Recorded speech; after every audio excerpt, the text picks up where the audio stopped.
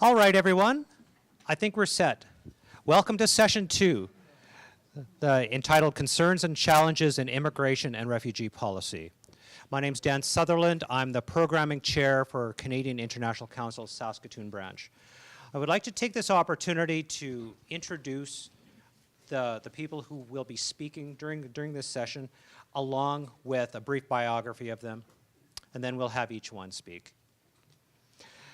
To my immediate left is Alan Anderson. Say hi, Alan. Hi.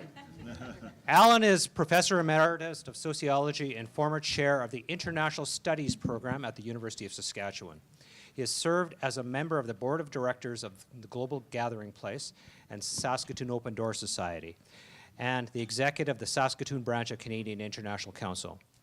He is also active in the Saskatoon Refugee Coalition and the Saskatoon branch of Amnesty International Canada. Bill Rafus, to Alan's left. Say hi, Bill. Bill is chair of the National Board of Amnesty International Canada, a board member of Global Gathering Place in Saskatoon, and a lecturer in political studies at the University of Saskatchewan. We're very happy to have Haida Amirzadeh.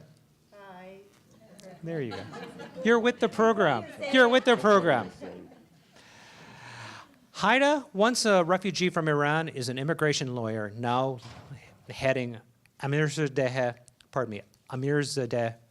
Law Office. She has been a former co-chair of Saskatoon Open Door Society Board of Directors. Let me do a quick opening.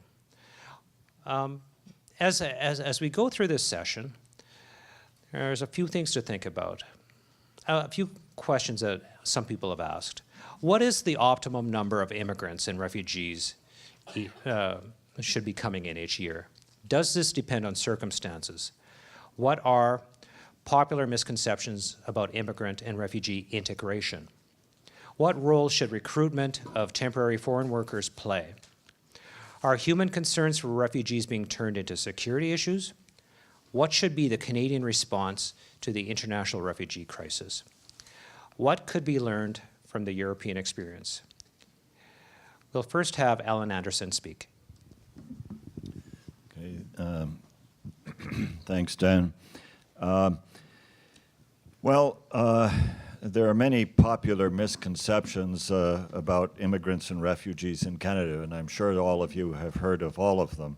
But I'll attempt to respond briefly to these. I counted, you'll be horrified to hear, 20 popular ones, most popular, but grouped under general topics. First, who exactly are refugees and immigrants? Second, refugees and immigrants seen as a liability. And third, immigrant or refugee integration into Canadian society viewed as problematic. So first, who exactly are refugees and immigrants? Are most refugees in Western countries? No. More than 85% remain in the global South, in other words, beyond Europe and North America. Refugees are forced from their homes by warfare and human rights abuses, and we'll certainly hear more about that from Amnesty. All have the right to be protected. Refugees may be international migrants, in other words, outside their country of origin, according to the UNHCR definition, or internally displaced. Refoulement or repatriation of international migrants, I would suggest, is quite unlikely, but it has been tried sometimes internationally. The problem of refugee selection in camps, I would suggest, is there. By this I mean that sometimes a country like Canada selects the people they think most likely will be integrated well into Canada, but that leaves behind those who are most in need. A second myth, if you want to call it, is are almost all refugees men? Well, looking at pictures of people coming across the Mediterranean, attempting to cross the Mediterranean, you'd think that a disproportion are males, but refugees selected for Canada tend to be families. Immigrants supported by families, by the way, tend to establish themselves more easily. Thirdly, are most refugees actually economic migrants? This is a non-starter.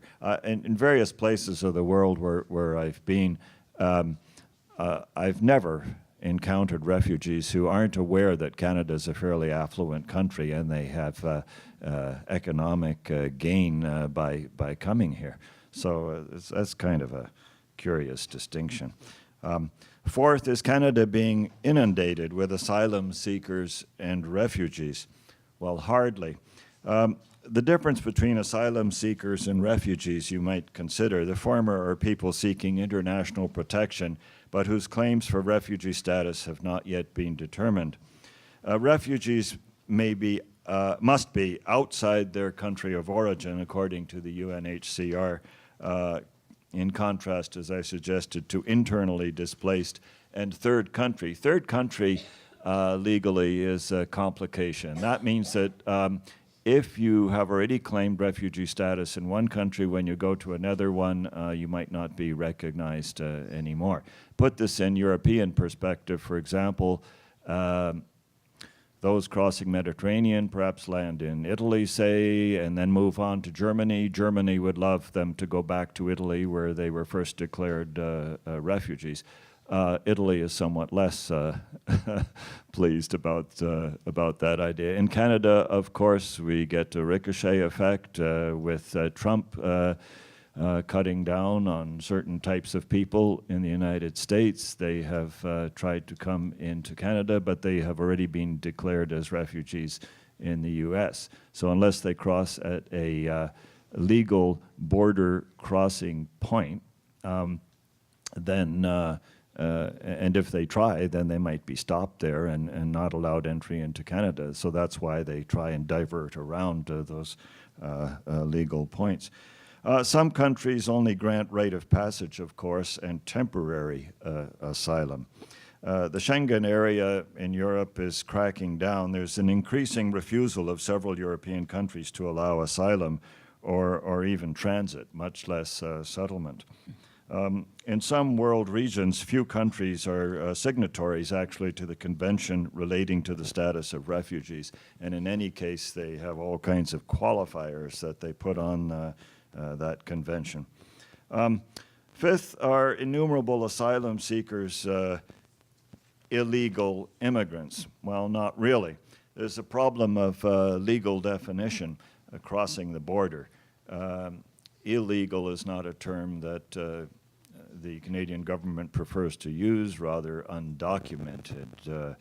There are problems, of course, of unfamiliarity with legal opportunities. By that I mean that places I've been around the world, they think of coming to Canada, quote, illegally, and it seems to me that they could come perfectly legally. So they don't need to be used by human smugglers, for example. Perhaps the availability of information of how to come to Canada legally is a problem.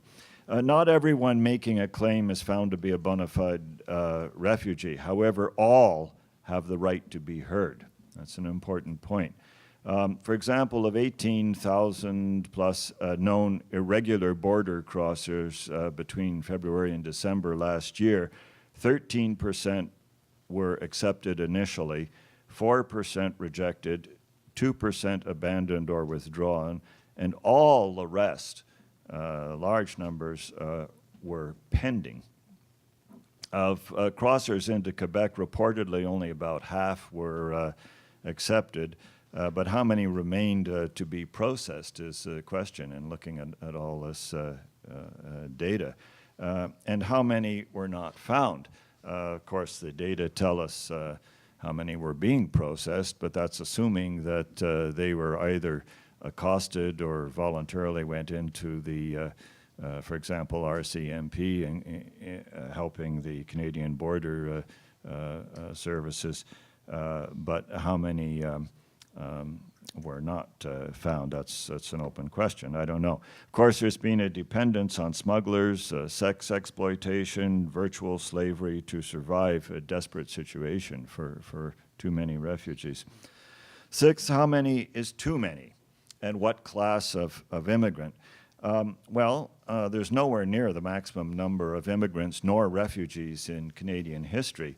You can think of shortly after the turn of the last century, the early 1900s, the inflow was over 400,000 a year. 400,000 a year and something. I can think of Vietnamese boat people in a fairly short period, over 80,000 came to Canada.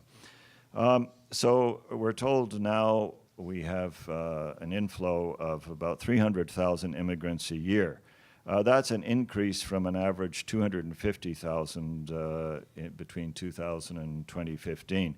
But the CCR goal, the Canada Council for Refugees goal, is 1% of the total population, which would be 350,000 a year. Immigration comprises about 2/3 of total Canadian population growth. Huge chunk. How open is Canadian refugee acceptance? Well, you look at Turkey, over 3 million refugees came in a short period. Germany, between 1 and 2 million. Canada has had one of the highest per capita immigration and refugee rates in the world. But is this still true?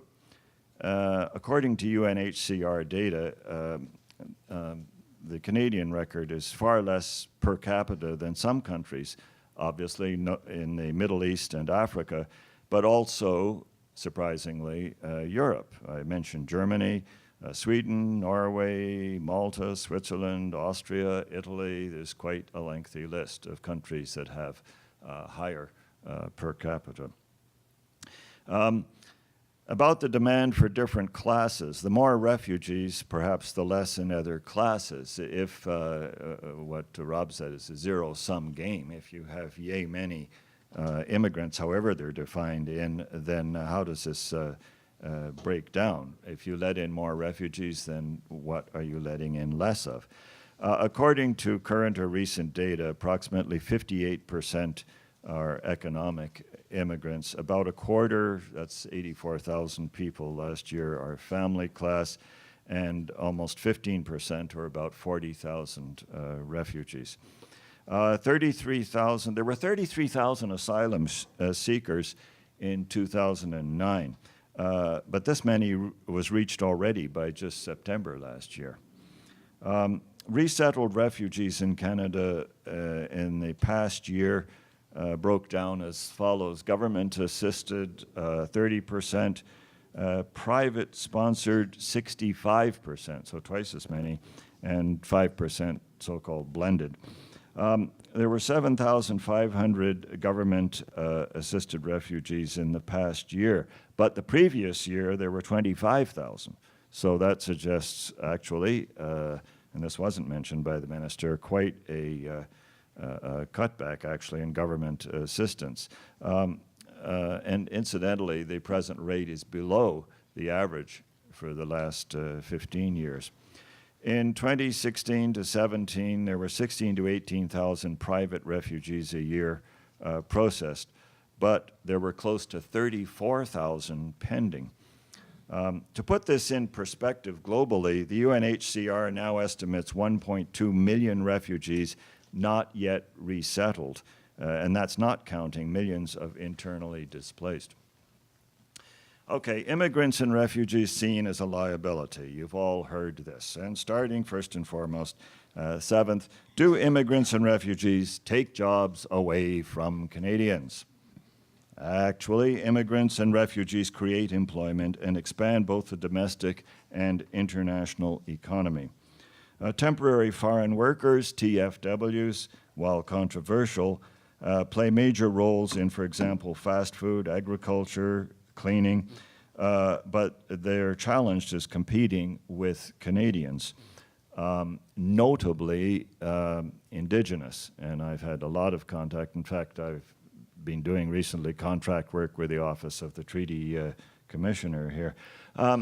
From an Indigenous perspective, and certainly Joe touched on this, from an Indigenous perspective, they say, well, how come when we have high unemployment rates, how come Canada is bringing in TFWs that are recruited in other places, most notably the Philippines? The answer is usually, well, you're not trained to do this job, or perhaps not as reliable. Well, then the Indigenous say, well, why not? Why don't we get this training so that we will be reliable and so forth? So that's a moot point. Immigrants in Canada for up to 10 years actually have a higher rate of overqualification than Canadian-born. Unemployment and lower employment initially is a problem, of course, for new immigrants. But to an appreciable extent, competition for any job, especially professional, is to be expected. Eighth point, are refugees and many immigrants a liability to Canada, bringing physical and mental health issues? Actually, the cost of health care for refugees amounts to only 10% of that for other Canadians, according to the most recent data. Newcomers need encouragement and assistance in accessing health services. As refugees and immigrants are carefully screened, you might argue they actually may be in better health than many Canadians. But this leads to another problematic issue, of course. Should the most vulnerable with serious health or psychological problems and elderly be left behind? Should they be admitted to Canada? Ninth, don't immigrants and refugees constitute a security risk? This is a favorite one. Immigrants and refugees are seeking security, peaceful living, protection. It's far more difficult to enter Canada as an immigrant or refugee than as a visitor. Immigrants and refugees undergo stringent security checks, unlike Canadians. Those regarded as security concerns are, in fact, statistically insignificant. Inadmissibility can include, of course, political, security, serious criminality, human rights violations, falsification. 10th, don't immigrants and refugees bring crime to Canada? You've all heard that one. Not to any real extent. Immigrants are far less involved in criminal activities than Canadian-born. Research by the International Center for Criminal Law Reform and Criminal Justice Policy has produced data in that regard. In fact, ever since the 70s, increasing immigration has been concomitant with decreasing crime. Of course, you've heard, well, one bad apple spoils the barrel, but then to blame an entire ethnic group or particular ethnicity for the misdemeanors of some of their members is a gross exaggeration. 11th, are immigrants and refugees a strain on the Canadian economy and a drain on our resources? Well, Canadian immigration policy is designed to attract skilled workers. Most immigrants bring diverse education and experience, so are an invaluable resource. Immigrant-owned or managed small to medium businesses are the fastest growing in that category in Canada. Some immigrants come as business entrepreneurs. You have to have a minimum net worth of $300,000. There are as many as 6,000 in that category a year. Immigrants establish businesses, augment the gainfully employed labor force, expand the Canadian economy. 12th, are immigrants and refugees freeloaders who don't pay taxes? A popular myth has been circulating that refugees receive significantly more financial assistance than, for example, Canadians on pension. Well, non-status immigrants still pay HST, property taxes, contribute to the CPP, and may have social insurance. TFWs, refugee claimants, permanent residents all pay taxes but are not permitted to access many services. The amount of financial support government-assisted refugees receive through the Refugee Assistance Program is based on provincial social assistance rates, the minimum required to meet sustenance and accommodation costs. But I would suggest this is often inadequate, and at any rate, it's limited to 1 year. Government-assisted refugees have to prove they have no or insufficient income of their own. This is adjusted to family size. It starts at $781 a month for an individual. They are additionally entitled to receive an initial allowance for clothing, basic household needs, and so forth. Privately sponsored refugees receive minimum funding guaranteed by the sponsor for up to 1 year after arrival. They may be placed, of course, in temporary rent control accommodation. Refugees typically have a significant debt burden for transportation, medical costs, etc. 13, for every immigrant or refugee come multiple dependents. You let one in and a whole bunch more come with them, is the idea. Family class immigrants are less likely to be lower income than skilled workers immediately after arrival, according to Statistics Canada. Contrary to popular belief, sponsored parents and grandparents are not always elderly. That might surprise you. 40% are employed, some self-employed within 2 years. In immigrant families, costs are saved for childcare, healthcare, psychosocial support. Sponsored family members make diverse contributions. Okay, now problematic integration. And I'm sure you've heard all this before too. Shouldn't immigrants and refugees stay put in their original countries, or at least in neighboring countries, as culturally they can't fit into Canadian society?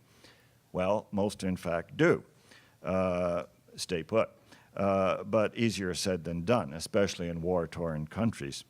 Whereas Canada is a very diverse country with a multiculturalism policy, many Canadian ethnic groups welcome and assist newcomers of the same ethnicity. Historically, ethnic groups in Canada have grown due to immigration flows at certain times. Some have concentrated in cities, developing significant ethnic neighborhoods, commercial and an institutional presence, but interestingly, not as much as Saskatoon. You don't have these ethnic concentrations. How do immigrants affect, 15, how do immigrants affect the Canadian population when almost all are non-white? Well, this one is true enough. Historically, immigration has shifted from primarily European to non-European.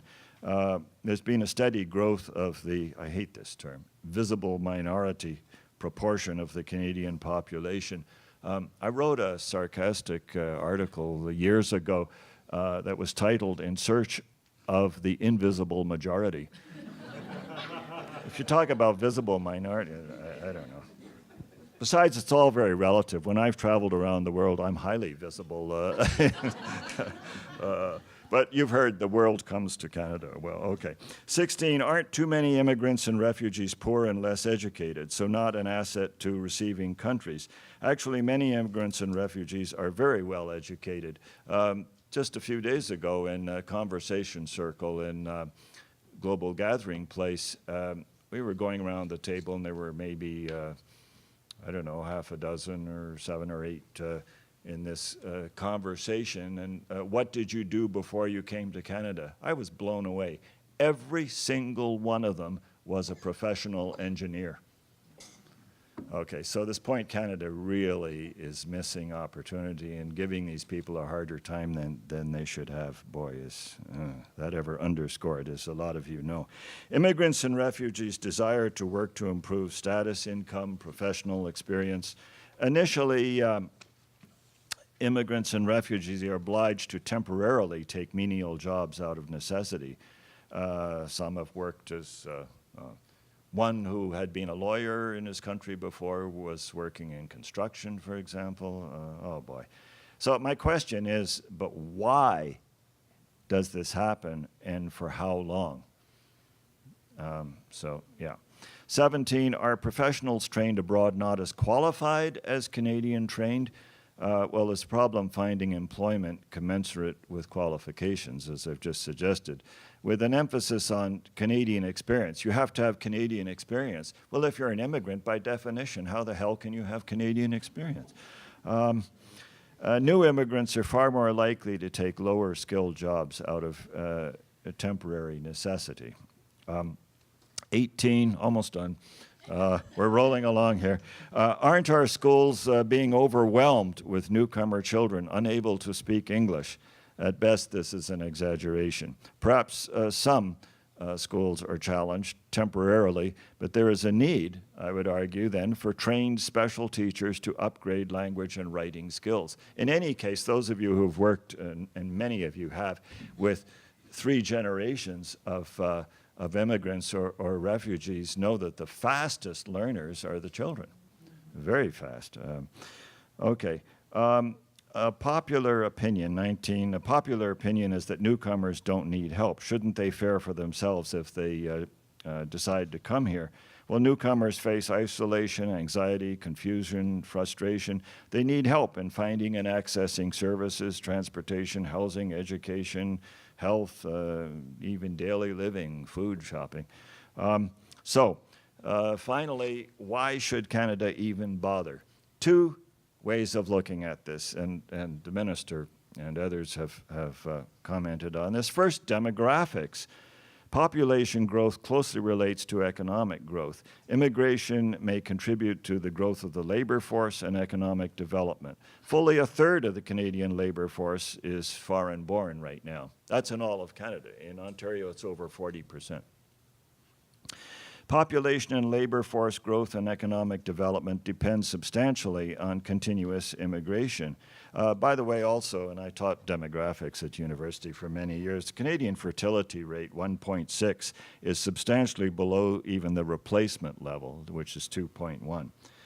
Family immigration offsets the aging of the Canadian population. Almost 1/4 of the total population is over the age of 65. So that's all demographic stuff. But secondly, and even most importantly, Canada's international legal obligations, the Convention relating to the status of refugees, the Convention against torture, the Canadian Charter of Rights and Freedoms, Canada has legal obligations. Canada's acceptance and assistance of immigrants and refugees on humanitarian grounds demonstrates compassion, leadership, and enhances Canada's global standing. So with that in mind, I'm sure that Bill will pick up that ball and run with it.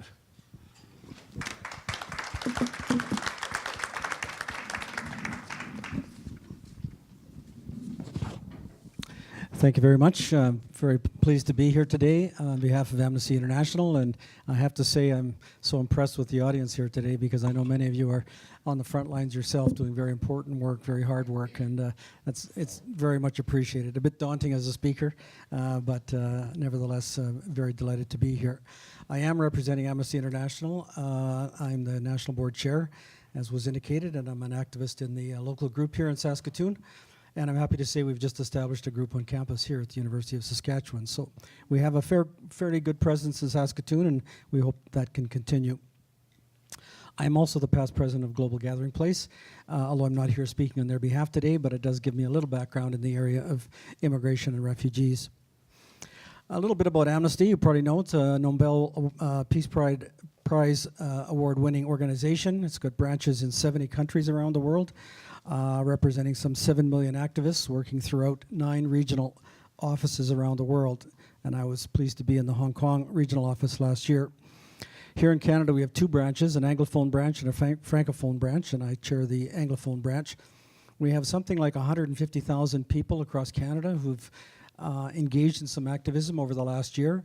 And so that's the sort of the size of our constituency, and we're hoping to grow that by twice that amount, 300,000 by 2020. Our budget is $15 million alone for Canada. It's a large, active organization. None of that money comes from the government, by the way. It's all privately fundraised. We are a global movement. We're concerned about human rights no matter where they happen, either internationally or in Canada, and it's always a challenge for someone like me to just stay on top of the issues that we're involved in because they're so broad at times. But certainly the issue of refugees and asylum seekers is a critical one for us. Just going to dig out my poster here. You know that Amnesty has been on the front line of this issue as well for a number of years. You've probably seen our poster here.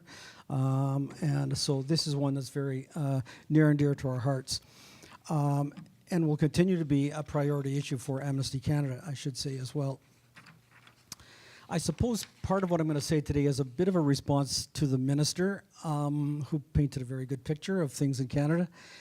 And I have to say, just speaking personally, that I was so impressed with his grasp of the issues.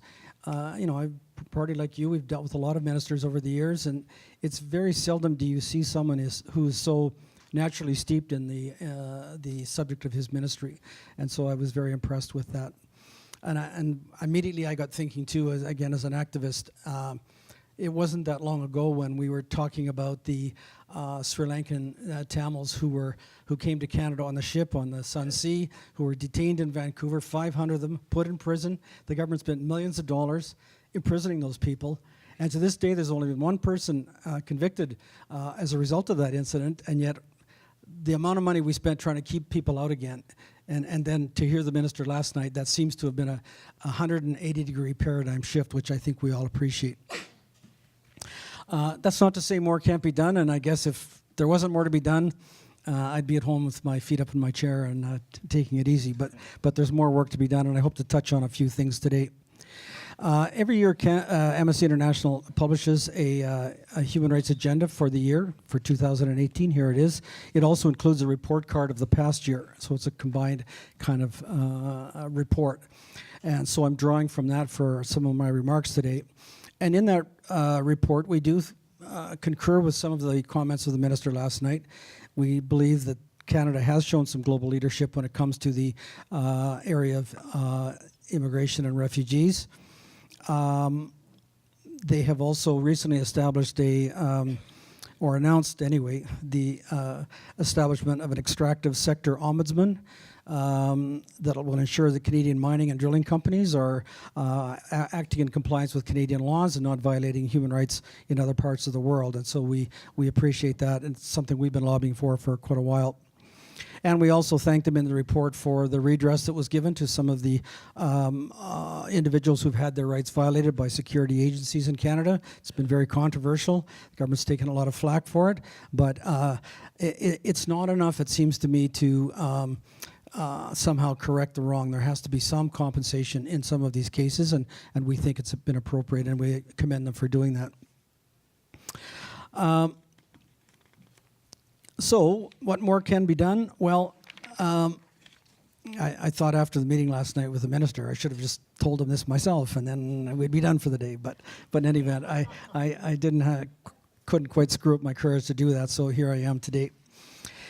So we know that global migration is a fact of life. According to the United Nations High Commission on Refugees, 65 million people are now considered to be migrants, people who have left their homeland for economic or political or climate reasons. 22 million of those are refugees, having fled danger in their homeland, and of those 10 million people are now stateless around the world. Just think about that. When you think about Canada's population of 35 million, 10 million around the world are now stateless. We are showing some global leadership, and the effort to resettle the 40,000 Syrians in 2015-16 was a very big part of that. And we also support the minister's target of 1 million newcomers over the next 3 years, although not of them all of them are refugees, but we think that target is reasonable as well, and some of the things that Alan just touched on. But again, some of the things that they could be considering, actually Ellen touched on one or two of them as well. The number of government-sponsored refugees has been frozen at about 7,500 in the past few years, and will only increase to 10,000 by 2020. When private sponsorships, as we know, are double that, and the target, I think, is in the area of 32,000 new refugees by 2020. Now, when you think about that 32,000 in relationship to 22 million refugees out there, and in relationship to Canada's population, it strikes us that number can be increased, and within that, the number of government-sponsored refugees has to increase as well. And so that's something we're calling for in this report, is for the government to review those goals and try to increase the number of government-sponsored refugees. Second, there's a big issue surrounding the Canada-US Safe Third Country Agreement. So you probably know a little bit about this. It's an agreement between Canada and the United States that essentially says if an immigrant from a third country comes to the Canadian border through the United States, they can be turned back to the United States because it's a so-called safe country. A myth that's kind of been blown up since November 2016. And that's why we think that so many migrants and asylum seekers are coming across the border, not through border crossings, often risking their lives to do so. Because the reality is the U.S. is no longer a safe country for them to pass through. And so we think that that agreement should be rescinded. And we've actually taken, Amnesty Canada has actually shown leadership in taking that issue before the Federal Court of Canada to try to strike down that agreement as a violation of people's rights. We're doing that court challenge along with the Canadian Council of Refugees and the Canadian Council of Churches. So there's broad support for this concept, not popular with everybody. We've heard the argument, for example, that if this is done away with, people will just be turned away at the border crossings. But we think that that'll at least give them a chance to make their claim for refugee status, something that they're not being given now because of this third country agreement. So we'll be proceeding with that, and I encourage you to watch for that because that is a potentially huge development and a bit of a commentary on the administration in the United States as well. We also want to see Canada end the discriminatory practices under the designated country of origin provisions. This allows the Immigration Department to deny applications to certain countries based on their history or political circumstances. And we think, again, this takes away an individual's right to make the case, an individual case for refugee status in Canada. And so we're challenging that. And within that, we also suggest that the Refugee Board needs to have sufficient resources to provide a speedy resolution for some of these claims as well. That hasn't been the case. We think a lot more can be done in that area, and we would encourage the Minister to ensure that those resources are available to the Immigration Refugee Board. I think this might be my last recommendation, is we want to see independent civilian oversight to the Canadian Border Security Services and access to legal aid for those migrants who are being detained. Most of us know the CBSA in Saskatoon, and I think that they're a bit of an anomaly. There are actually some good people working there, I think. But that doesn't mean there shouldn't be some civilian oversight. And if you look at most security forces in Canada and even around the world, there is some degree of civilian oversight that has to be looked at in Canada. Again, you think about the Tamil situation in Vancouver and how that was handled. We think that by having some civilian oversight, there will be better protection for refugees, better protection for the public, and probably good for the CBSA, to be honest, to have that kind of oversight. So an independent watchdog to do that is one of the recommendations made in this report as well. And so finally, to conclude, Canada has shown a lot of global leadership on the issue of immigration, refugee, asylum seekers, and others. They're to be commended for that, because a lot of political climates, as Professor Garcia referred to, around the world, this has become a very hot political issue, and we hope that that doesn't happen in Canada. Yet our numbers are small compared to Sweden and Germany and other countries as well. Keep in mind that 32,000 refugees out of 22 million is a good example. So we can't rest on our laurels. I think we've got to keep working to increase our numbers on the one hand, but also trying to convey that sense of global leadership to other parts of the world. If other countries adopted safe passage mechanisms, it strikes me that that would be a big solution to the problem overall. And I understand Turkey and other parts of the world are, facing some pretty severe challenges when it comes to the number of migrants that are coming to their country.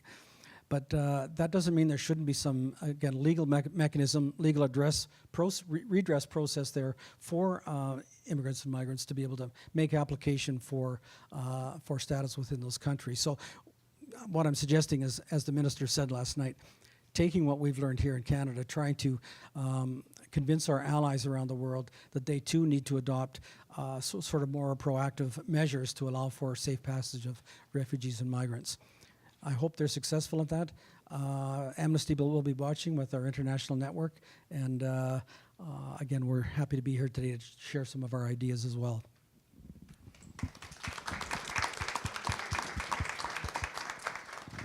And next, we'll then now hear from Haida. Thank you. Hi, everyone.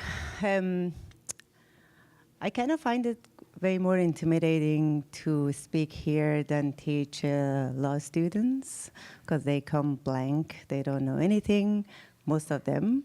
But now I'm sitting here and talking to all of you that you know probably more than I do in many ways, and speaking after everybody. So in a way, they covered most of what I was going to say. I just have to revise what I had planned to say and respond, basically. And take on my own experience. I am an immigration lawyer, and I have been practicing immigration since 2004. And I believe Provincial Nominee Program started 2005. So I think we had the basically 2004, 5, or the first arrival was in 2005, which we had 25. So I have been going through the Provincial Nominee Program practically, and then going through the federal part of the process. And before the last election, I was ready to wrap my practice and give up immigration practice, because it was absolutely impossible to convince the offices that these are genuine people, that the processing should be faster than it is, and that we need immigrants in Canada and in Saskatchewan. But fortunately, the election, the result was different. But not only we have a prime minister that supports the immigration big time, the minister that we have right now, not only he was a refugee himself and immigrated to Canada, but also he was an immigration lawyer. So it makes our life much easier, because he really understands. He's been in the other side, and he is in the decision-making side. And he's extremely down to earth. I went last night after the session to pick up food from Swedish restaurant, and there he was, sitting there.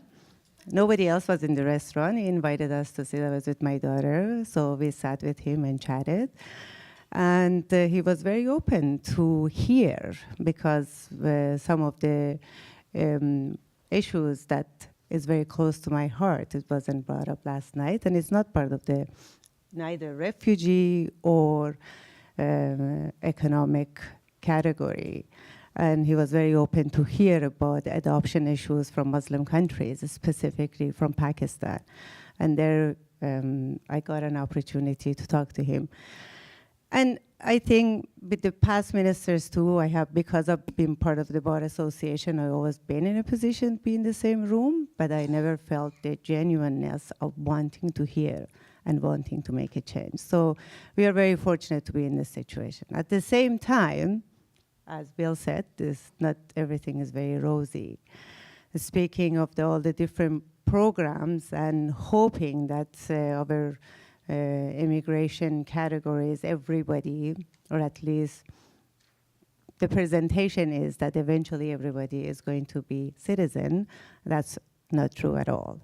One of the most vulnerable categories are the agricultural seasonal workers, that Canada brings 30,000 a year, and they are limited to 8 months work only, and they can only work for a specific employer. They don't have a freedom to move, and after 8 months, they have to go back to their countries. They're from Mexico and Caribbeans, and they can only work for 4 years. After that, they have to take off 2 years, so they can't continue working. So in some ways, those are the group that they are not ever going to have the path to permanent residency and citizenship. Fortunately, we are in a province that the Provincial Nominee Program, while, geez, I went blank with your name. Rob Norris was the minister. We established a program that does give some the pilot project, which is still going on for hospitality sector, which in federal program they won't be eligible to become permanent residents. So I'm very proud of provincial program in that end. However, speaking of the province, right now I kind of wish we had somebody representing province in here too, because sure, the federal government is advocating and encouraging, is very open and supporting flow of immigrants. And in the municipal level, we see the city is really wanting to welcome and providing all the support for integration and welcoming the newcomers. However, the provincial government right now, I feel, is kind of in the limbo. I don't think I didn't have all the access to get a statistic on if they do meet the quota. I have heard secondhand from people that they work inside that they really have not met the quota. So the cap that they need to have, the limits, we don't get them. And I think sometimes we are looking wrong places for people. In the sense of like how Trump is wanting Finnish people to immigrate to America.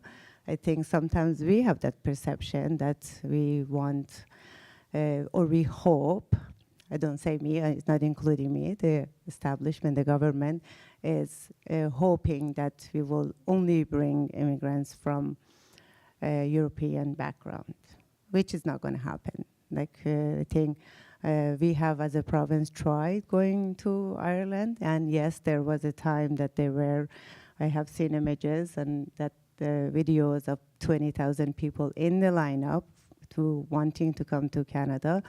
But when they came here, it wasn't what they were anticipating to be.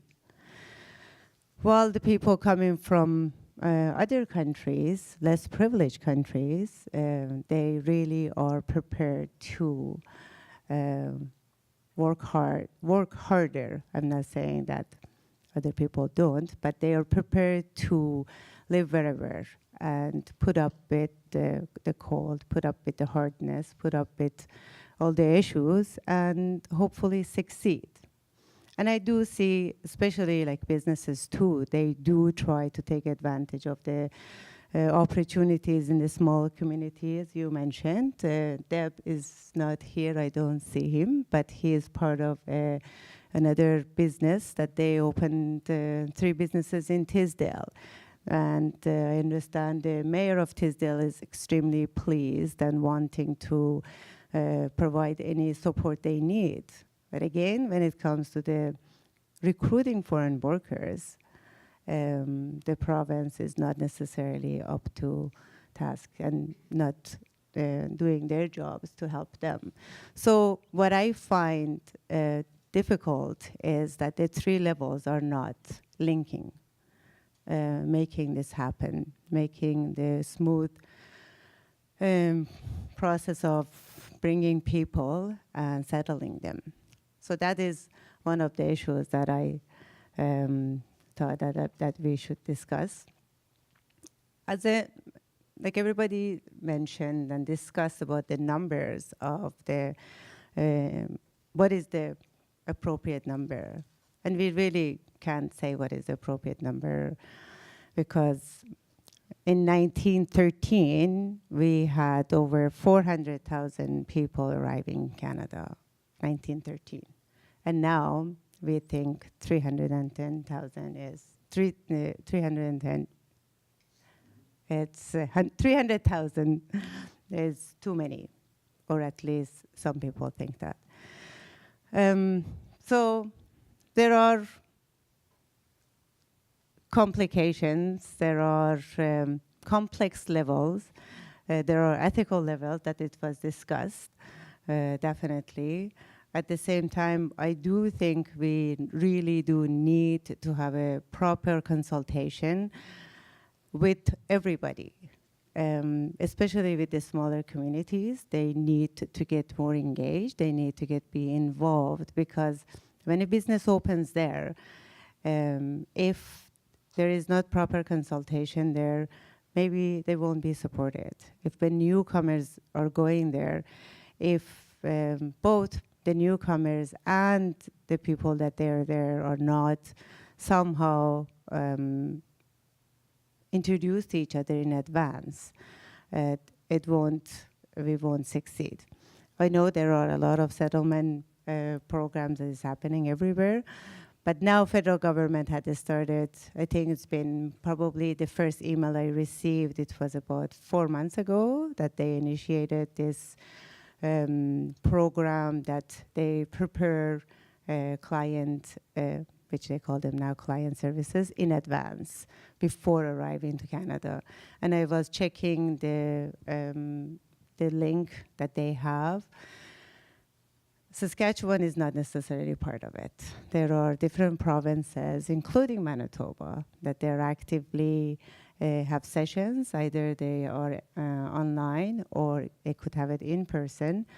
And I really hope that we as a province step up and participate a little bit more and go back. I think there was a time that we started to like really move forward, and it's kind of now it's slowed down again, and we need to find out why. I think these are my comments, but I'm open for discussion. Thank you. We will now open the floor to questions.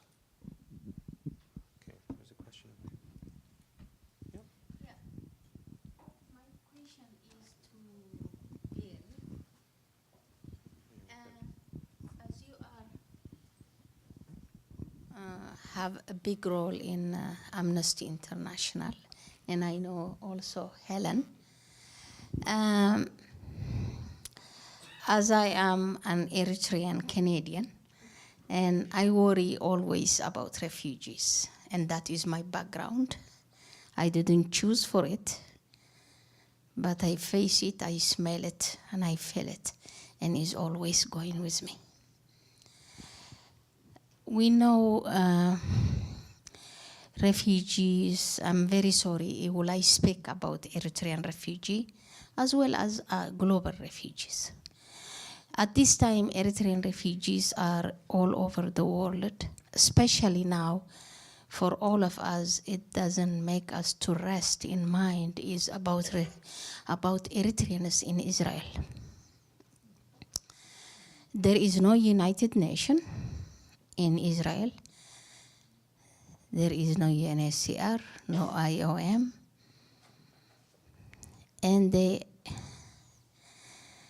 But the nature of their entering to Israel is refugee, refugee, refugee.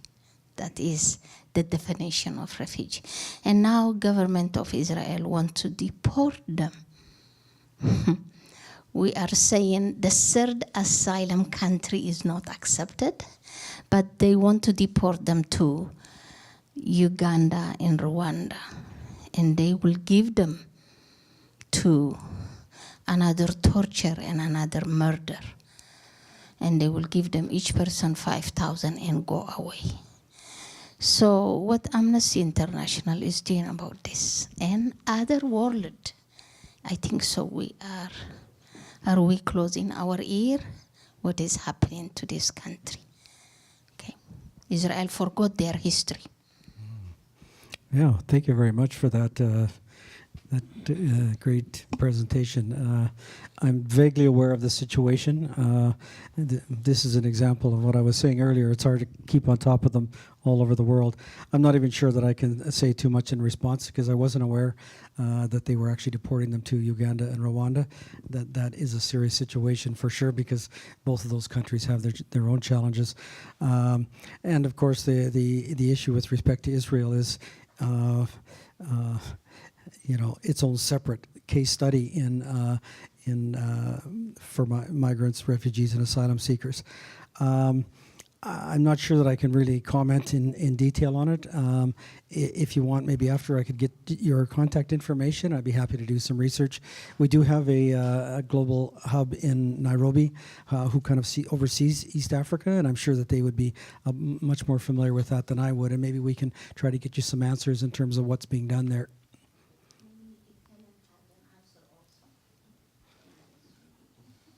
Helen, do you have any information on that, or?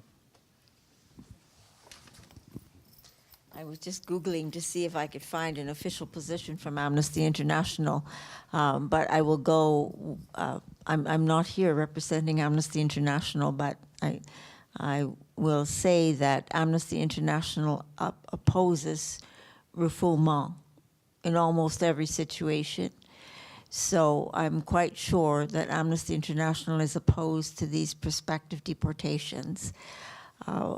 What I know is that the United Nations does have an office in Israel. The Israeli government doesn't wish the United Nations to do refugee status determination. And refugee status determination is one of the pieces that is necessary in order to do some of the private sponsorship cases in terms of Canadians here who wish to sponsor some of the Eritreans. The Eritreans who are being threatened with deportation or imprisonment are single men, mostly. There may be single women, but they're not families, which doesn't mean that it's not wrong. And yes, they are, we don't know right now what the status of the agreement exactly is with Uganda and Rwanda, because you can't just send somebody with a few $1,000s and a plane ticket to another country without that other country agreeing to accept. And I think that that part of the plan has not been worked out. But to go back to Amnesty International, I'm quite sure that they are opposed to the deportations.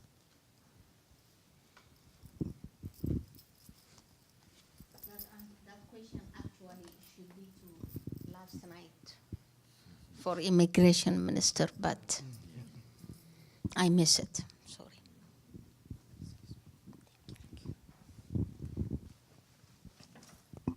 Other questions? Anybody? Yeah, please. Yeah, I want to just direct this to Alan, but to actually everybody in the room, and maybe Mr. Norris as well again, is the issue that you mentioned about, you know, Canadian experience. So I'm speaking on behalf of my newcomer friends and all of us as newcomers, is that how are you supposed to find a job if you don't have any Canadian experience? I would also like to talk about the qualifications. I mean, I find that, yes, many people are in fact overqualified and maybe even more qualified than our Canadian people. And I just don't know what the policy can be to change that. And I think that really needs to be explored because people don't really have the chance otherwise to get into the system in the areas that they're qualified for. I mean, there are people who are engineers who are making all sorts of bridges, buildings, everything in other countries. I also want to just underscore that there's an irony in terms of what their qualifications are and how they're assessed. Because in many cases with globalization, our universities go to other countries and actually affiliate and overtake those universities. So they're already getting a quality North American education. So then it seems ironic that when they come with that education that it's again not accepted, right? And one other thing, and I was speaking at a small talk last night about racism, speaking on behalf of a newcomer that I've met here. When they applied for jobs, when they changed their name to John Smith, they were called. But when their name, I mean, I'm giving a, you know, not John Smith literally, but when their names are their normal names, and particularly of Middle Eastern origin, they're just simply not called. So I don't know how we can address those issues, but I just wanted to underscore that once again and maybe direct it to the room. Sure, I'd like to comment on that.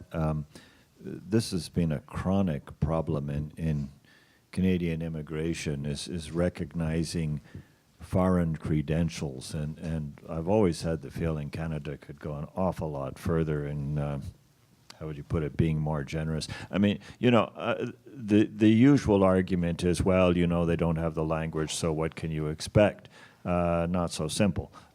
Some come with quite a good language facility and still don't have their credentials accepted. The minister suggested that maybe they could start the process back in their original countries of certification. Again, I'm thinking, well, not so simple. If the country is at war, you know, how do you deal with this?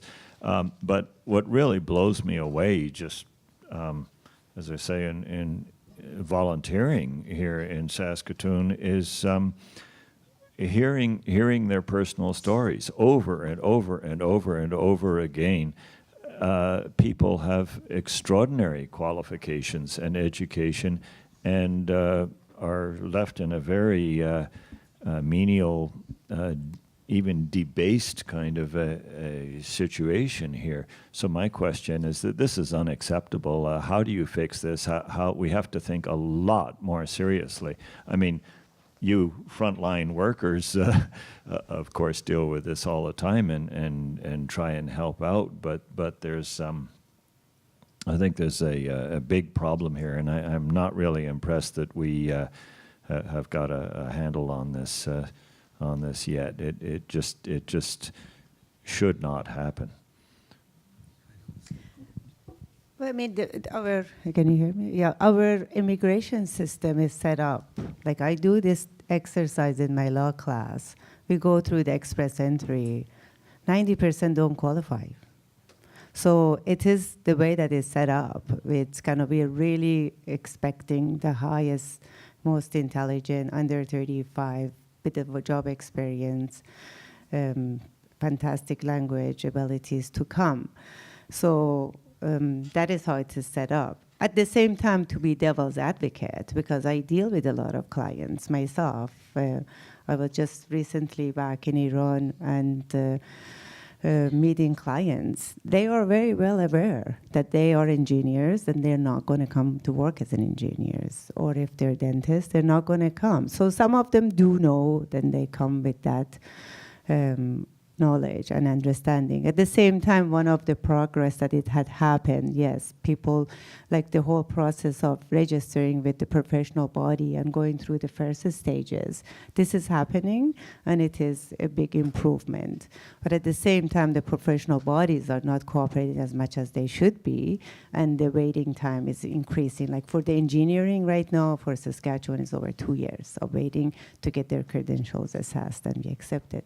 So these are the problems that kind of has double-edged sword, because people do know and they want to come here still with the same expectations. We probably have time for 2 more questions.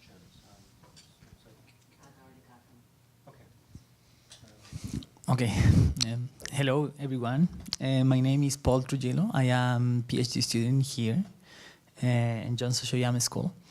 I am researching about economic immigration in Saskatchewan, and I compare with economic immigration in one territory in Australia.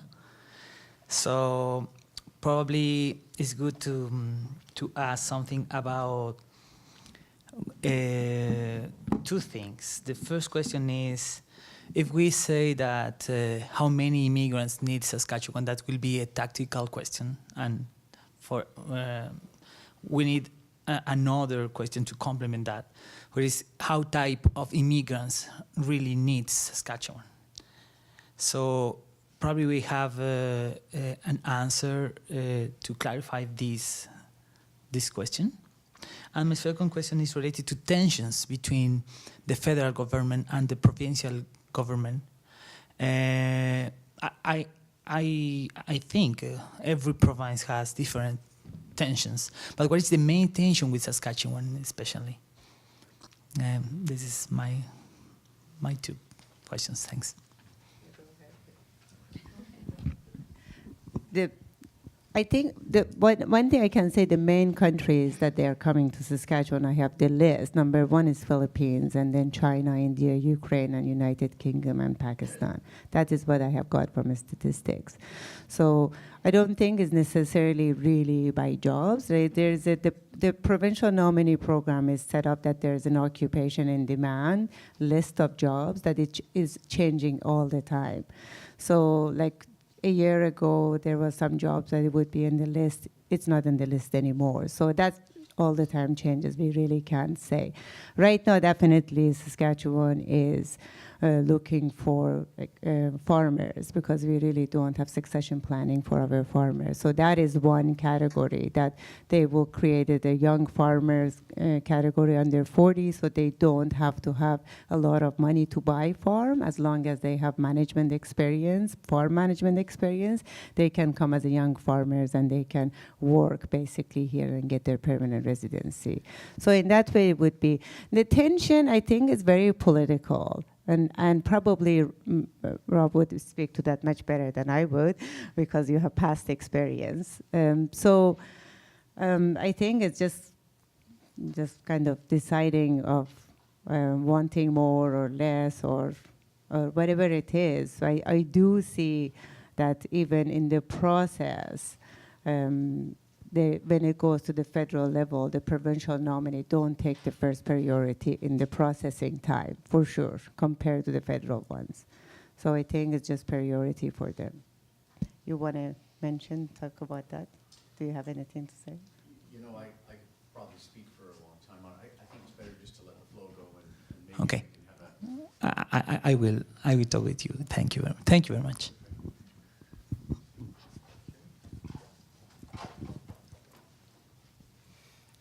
Just while waiting for the microphone, I would say in answer to that, though, as Rob mentioned earlier, immigration is a shared responsibility under the Constitution, and so I don't understand the nuances of all that either, because clearly the federal government takes the leadership role when it comes to immigration.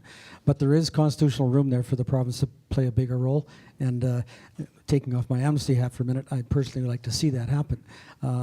Greater numbers, etc. You recall that the former premier was the one who wanted to cap the number of Syrians that came to Saskatchewan, for example. So clearly the province can have some say in this, and so hopefully through conferences like this we can convince them to take on a greater role. Thank you. My name is Michael Abraha, and I have a question. It's not question, but more comment. I don't know, is it working? It is. Am I doing something? I don't know. Okay. It is more comment than question. I believe the newcomers' potential knowledge is not explored or exploited in three-level governments, whether it is municipal or federal or provincial or federal, is the prior knowledge recognition has been a fight for a long time and never recognized, and still people are working with the higher qualifications, are taxi drivers and food service workers, because they have to meet the end of the day. They have to have something to do. So in 3 years, if they stay as a taxi drivers, actually the prior knowledge is lost, and they cannot even go back to do what they were doing originally when they came back. So it looks like or feels like when we came to immigrate in Canada, we signed something non-competition clause that the prior knowledge shouldn't compete with the country. So it feels like that because the doors are closed. The provincial government is not facilitating that. The federal government is not facilitating that, is not consulting with the people who has a prior knowledge or do something about the community or consulting with the community. So I would say that issue need to be explored.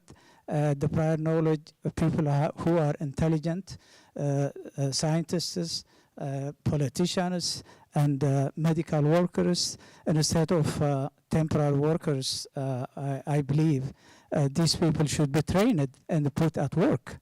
And instead of looking for TFWs, there are people who need to work here, who should be trained and put in at the work. So I believe this has to be put in consideration, and the government should work on it, and hopefully something will come out. Thank you. Anybody want to comment on that? Sure.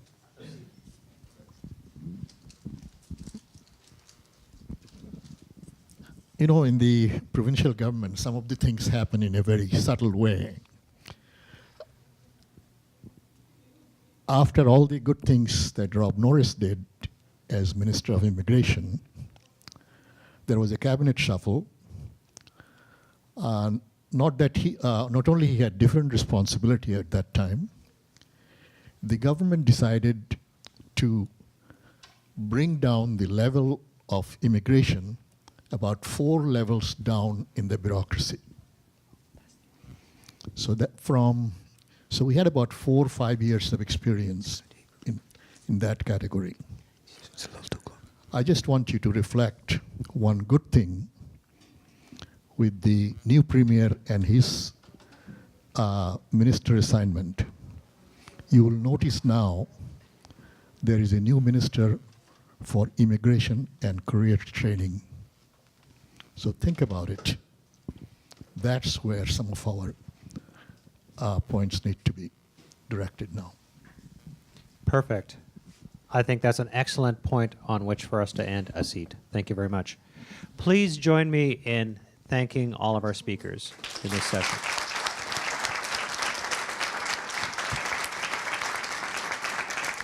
You all are wonderful.